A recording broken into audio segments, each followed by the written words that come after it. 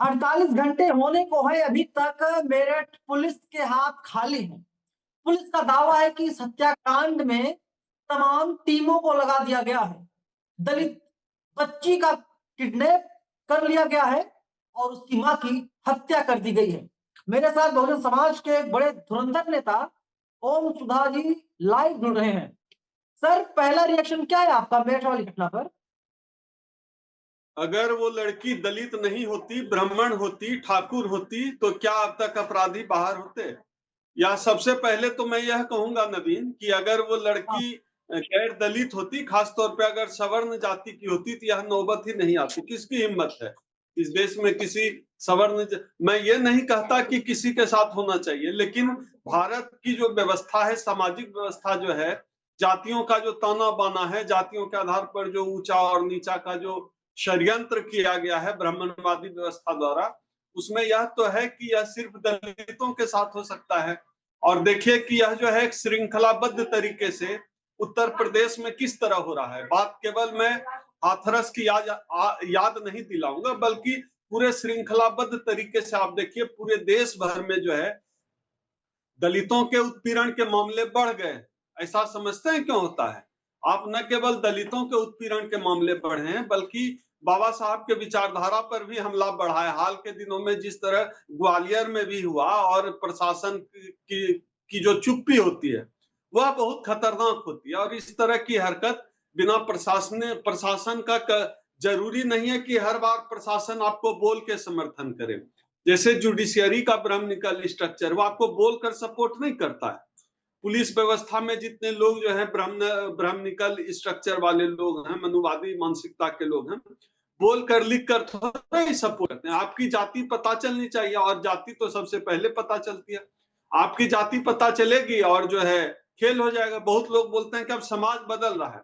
मैं इस बात को मानने से इनकार करता हूं कि समाज बदल रहा है। मुझे लगता है कि भारतीय समाज अब पहले से ज्यादा जातिवादी हो रहा है, पहले से ज्यादा खुलकर जातिवाद कर रहा है।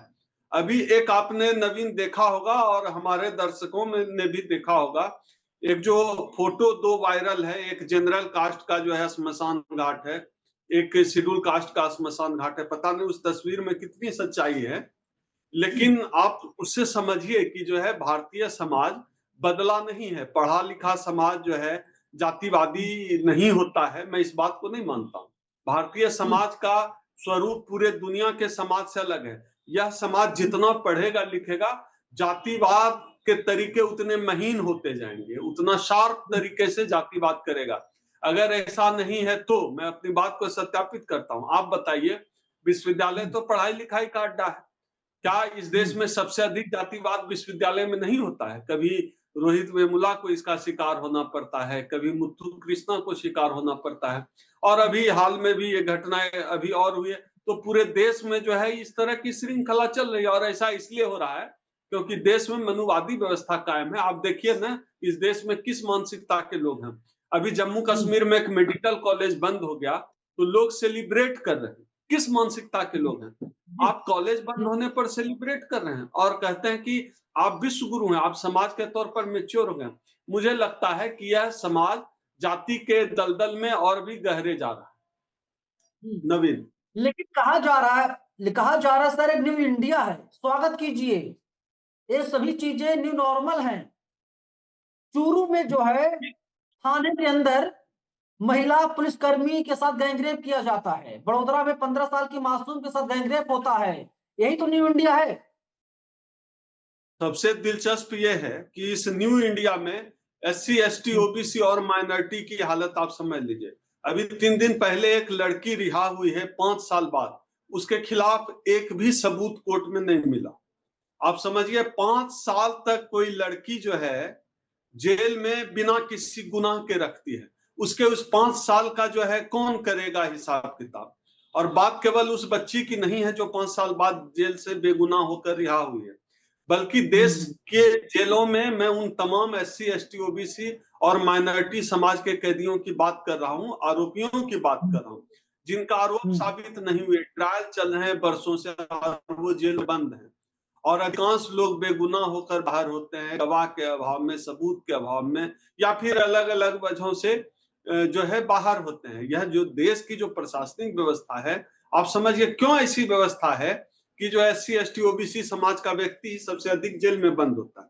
क्यों मुसलमान को जमानत नहीं मिलती? एक ही तरह का मामला चल रहा था ना कन्हैया कुमार का और लड़का उमर खालिद एक जो जेल में बंद है। कन्हैया कुमार सांसदी का चुनाव 2 बार से लड़ रहा है, उमर खालिद जेल में बंद है। आप समझिए इस देश में मुसलमान होने की कीमत चुकानी पड़ती है, इस देश में दलित पिछड़ा होने की कीमत चुकानी पड़ती है, इस देश में आदिवासी होने की कीमत चुकानी पड़ती है। मैं आदिवासियों को इसलिए जोड़ रहा हूं, अभी आप देखिए छत्तीसगढ़ से लेके जो है महाराष्ट्र तक क्या हो रहा है, किस तरह जंगलों को 1 रुपये में जो है अडानी अंबानियों को बेचा जा रहा है। तो इस देश में SC ST सर इस सवाल ये देश है में ना नवीन कि हाँ, कंप्लीट कीजिए। इस देश में दलित पैदा होना, पिछड़ा पैदा होना, आदिवासी पैदा होना और जो है मुसलमान पैदा अगर आप हो गए तो आपको अलग से इस देश में कोई अपराध करने की जरूरत नहीं।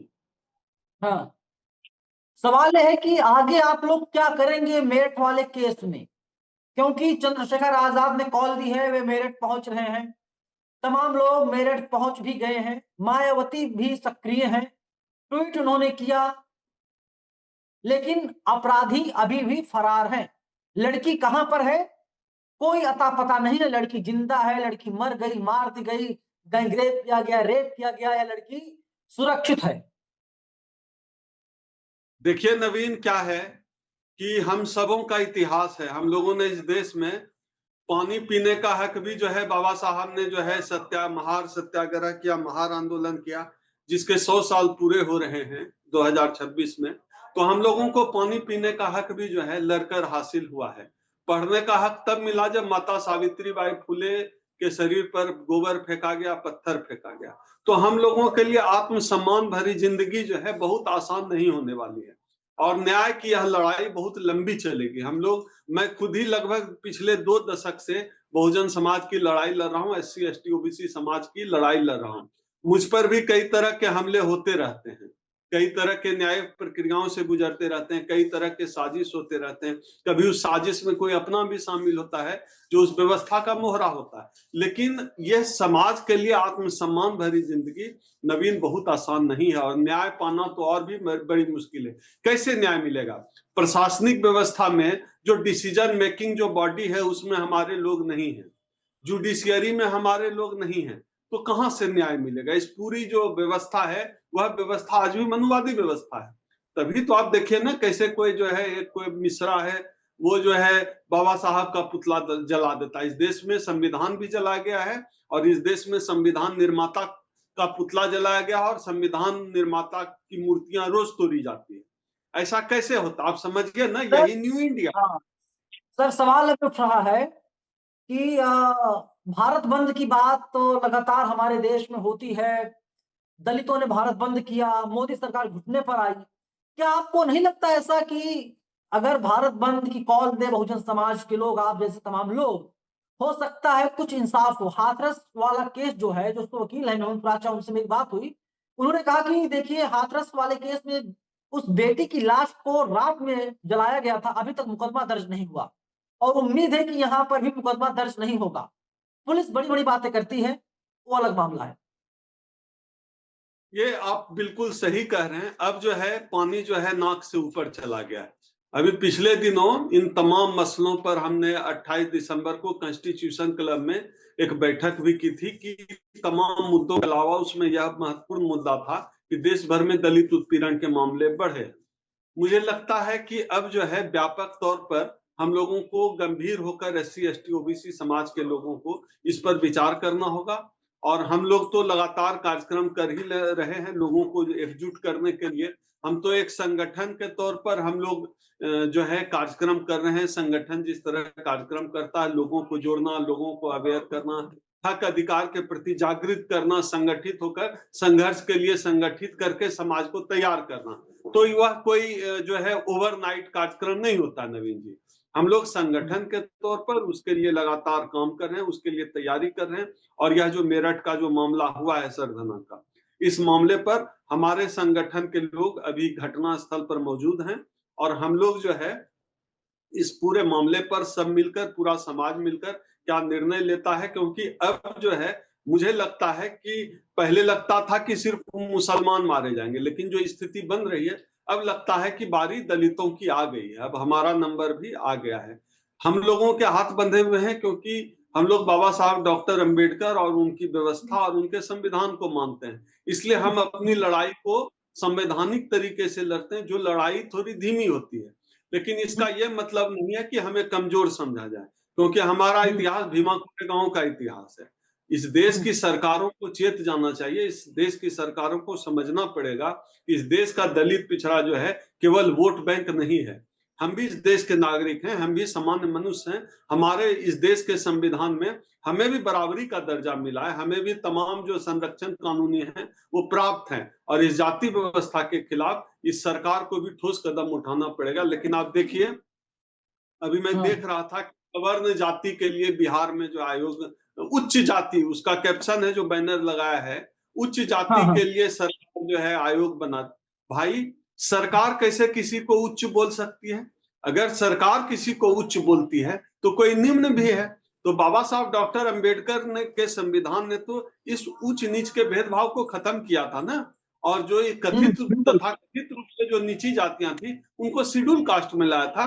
आप शेड्यूल कास्ट बोलिए, आप जनरल कास्ट बोलिए, उच्च जातियां सरकार कैसे बोल सकती है? सरकार किसी को ऊंचा कैसे मान सकती है? तो यह जो पूरा अभी जो इस देश में सरकारें हैं, ये सरकार मनुवादी व्यवस्था को मानने वाले लोग हैं, मनुस्मृति को मानने वाले लोग हैं, और इस देश की सरकार में दलितों पिछड़ों की यही औकात है नवीन, और हम सब लेकिन इस पूरी व्यवस्था से भिड़ने के लिए, लड़ने के लिए तैयार हैं, क्योंकि पता है हमें कोई हमें हाथ में ऐसे खैरात की तरह जो है हक अधिकार नहीं देगा। हमें अपने बिल्कुल। अधिकार के लिए धक्का थोड़ा करना पड़ेगा, संघर्ष करना पड़ेगा, और संवैधानिक दायरे में हम इस लड़ाई को भी लड़ेंगे और धक्का मुक्की करने के लिए भी तैयार हैं। तो आप पुलिस अधिकारियों से क्या कुछ कहना चाहेंगे सर, बामसेफ न्यूज के माध्यम से? और मुझे नहीं, मालूम सिर्फ है कि तमाम अधिकारियों बात तक, सरकार तक ये वीडियो जरूर पहुंचेगी। सरकार नजर बनाए हुए है सोशल मीडिया पर, मेरठ वाली घटना पर कौन सा चैनल कौन सी खबर चला रहा है, किसको अपने यहाँ बुला रहा है।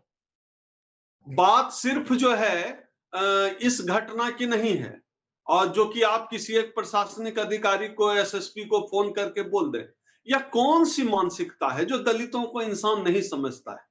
और इस मानसिकता का पोषण, जो सवर्णवादी मानसिकता है, जो मनुवादी मानसिकता है, इस मानसिकता का पोषण जो राजनीतिक दल करती है, वो राजनीतिक दल अभी सत्ता में है, तो उन राजनीतिक दलों को भी आपके चैनल के माध्यम से, बामसेफ न्यूज के माध्यम से हम चेता देना चाहते हैं, आप हमारे धीरज की परीक्षा न लीजिए। हम आर या पार करेंगे, इस तरह हमारी बहनों के साथ जो आप कर रहे हैं, हमारे साथ जो आप कर रहे हैं, यह बर्दाश्त नहीं किया जाएगा। इस बार आर या पार होगा। हम नजर गराए हुए हैं, हमारे संगठन के लोग लगे हुए हैं, पूरा देश का दलित समाज नजर गराए हुए, जो भाजपा जो कहती है कि हम दलितों का भला चाहते हैं, हम देख रहे हैं ये लेकिन कितना इसमें, भला चाहते हैं दलितों। लेकिन सबसे बड़ी बात इसमें है ना कि जो दूसरा पक्ष है, आरोपी पक्ष है, उसकी जाति ठाकुर है। और ठाकुर और कौन है सत्ता में, सरकार में, आप जान ही रहे हैं। तो कैसे उम्मीद की जाए कि इंसाफ न्याय मिल जाएगा? उस माँ की बोली 10 लाख रुपए लगा दी गई। 10 लाख रुपए ले लो, चुप हो जाओ, आंसू मत बहाओ। आंसू बहाओगे तो ठीक नहीं होगा। ये इसी को शास्त्रों में मनुस्मृति कहा गया है। आप देखिए ना कि आरोपी ठाकुर है, और सूबे का जो मुखिया है वो भी ठाकुर है, तो जो कि गर्व से कहते हैं कि मुझे ठाकुर होने पर गर्व है। सूबे का मुखिया खुद ही कितने बड़े जातिवादी व्यक्ति हैं, उनका वीडियो वायरल है, उन्होंने कहा है कि मुझे ठाकुर होने पर गर्व है। लेकिन मैं आपके चैनल के माध्यम से मुख्यमंत्री जी से भी दरख्वास्त करता हूं कि आपने संविधान की शपथ ली है, आप संवैधानिक मर्यादा का ख्याल रखें। वो जो बच्ची है वो आपके सूबे की है, वो आपके बेटी की तरह है, तो आपको न्याय दिलाने में किसी तरह का जातिवादी भेदभाव नहीं करना चाहिए। अपराधी की भी जाति होती है, जिस तरह से इसमें इस मामले में अब तक गिरफ्तारी नहीं हुई है, तो इसमें मुझे लगता है नवीन की अपराधी की भी जाति होती है, कोई न कोई है जो अपराधी की जाति की वजह से अपराधी को बचा रहा है। आप आप ये मानते हैं कि पुलिस प्रशासन ने घुटने टेक दिए हैं?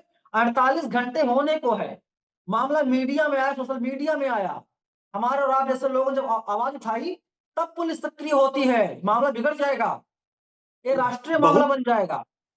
नहीं नहीं, राष्ट्रीय मामला है बहुत जो है। आप समझिए ना, अगर सोशल मीडिया नहीं होता तो इस तरह के जाने कितने मामले जो है दबा दिए जाते हैं। आज भी हम लोग खुद ही गांव से आए हैं और तमाम हाँ, जातिवादी मामले दबा दिए जाते हैं। और ये तो शुक्र है कि ये मामला जो है सुर्खियों में आ गया। हम लोगों ने सोशल मीडिया पर लिखा बोला तो मामला चर्चा में आ गया है। लेकिन सरकार इतना जो है हल्के में नहीं लेना चाहिए सरकार को। देखिए, आप अगर सरकार इस तरह का भेदभाव जाति के आधार पर सरकार खुद करेगी तो सरकार बगावत को निमंत्रण दे रही है। और मुझे लगता है कि ऐसे में देश गृह युद्ध की तरफ चला जाएगा। और इस मामले में सुप्रीम कोर्ट को भी स्वतः संज्ञान लेके पुलिस प्रशासन को निर्देश जारी करना चाहिए कि इस मामले में त्वरित कार्रवाई करे, क्योंकि पूरे देश के दलित समाज में आक्रोश है। पूरे देश से लोग जो है फोन कर करके हम लोगों से बात कर रहे हैं कि सर इस मामले में क्या हो रहा है, कैसे करना है, क्या करना है। लोग उद्वेलित है। ये हमारा देश है, इसको गृह युद्ध में कोई सरकार झोंकने की कोशिश न करे, न्याय दिलाए। चलिए सर, बहुत थैंक यू, बहुत शुक्रिया आपका हमसे बातचीत करने के लिए। शुक्रिया नवीन, जय भीम सभी दर्शकों को भी। Thank you.